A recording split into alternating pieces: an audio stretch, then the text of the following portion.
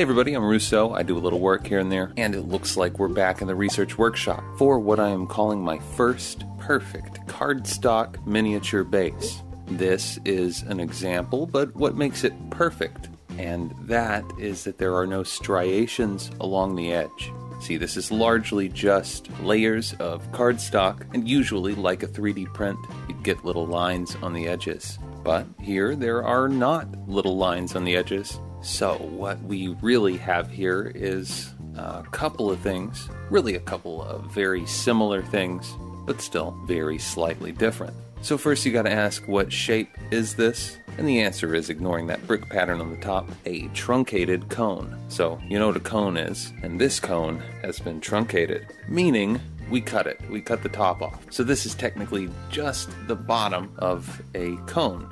And then there's bricks on it. The whole thing is an inch wide on the bottom, and it's probably about 2 millimeters in thickness. So it's a truncated cone, and really it's two things. What are the two things? Or we can see the truncated cone. What is the other thing? And that is another slightly smaller truncated cone. So how about we put a second one of these together so we can go through the pieces and see what they all look like, so you can figure out how you might go about doing this sort of thing yourself. So this is what the pieces look like when they are printed, again here on 110 pound cardstock. And I've cut this one piece out. It's got a 1 hastily written on it. And you'll notice several of the other pieces also have numbers hastily written on them. And that is just so I don't forget what order these things go in. Now, I have forgotten exactly what this angle is, but I can tell you that the diameter of each of these subsequently smaller circles is smaller by less than the thickness of a single piece of this cardstock. Anyway, you can see 7 pieces with numbers. This one with the gray lines is then piece number 9, or layer number 9, and then the bricks form a 10th layer. Then, of course, you've got this curvy bit up here, but how about we get all these cut out, and then we can see a little bit more about what we're dealing with. So there are your pieces, all cut out, minus these bricks. I'm going to keep those together as long as I possibly can. But back to our mysterious curve.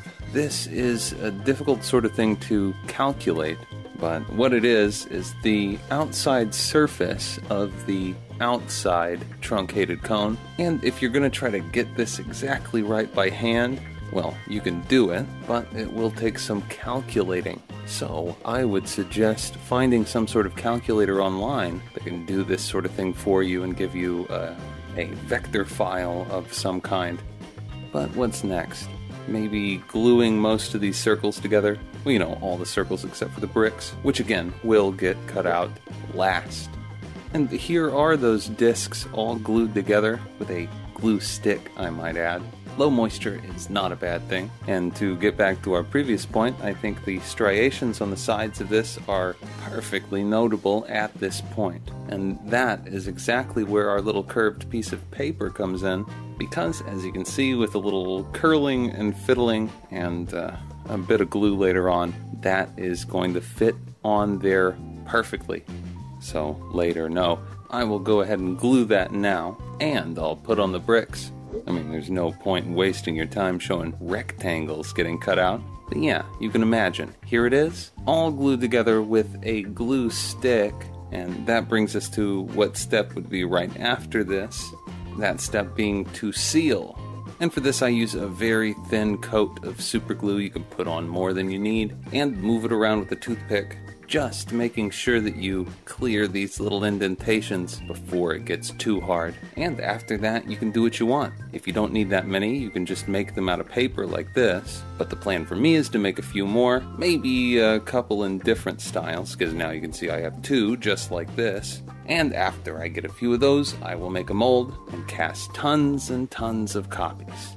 Of course, that being said, I'm not going to cover the casting or the mold making process here because I have talked about those things in the past and I'm not doing it any different. So links to those videos in the description if you're really interested, but you can probably skip the videos. It's just cornstarch and pure silicone caulking. So if you've ever seen anybody do that, it is that. Anyway, this is what it is, and that is more or less a modification of standard paper craft. Here the difference being A, that there are no tabs, and B, that there are layers of paper in the center making the whole thing solid. So expect more exploration into this sort of technique in the future. This was just the easiest thing to do with it, and I think that's going to have to be it for now, as I do have quite a bit more painting to get around to. So until next time, this has been the Research Workshop on Rousseau Works, and I'm Rousseau. Out.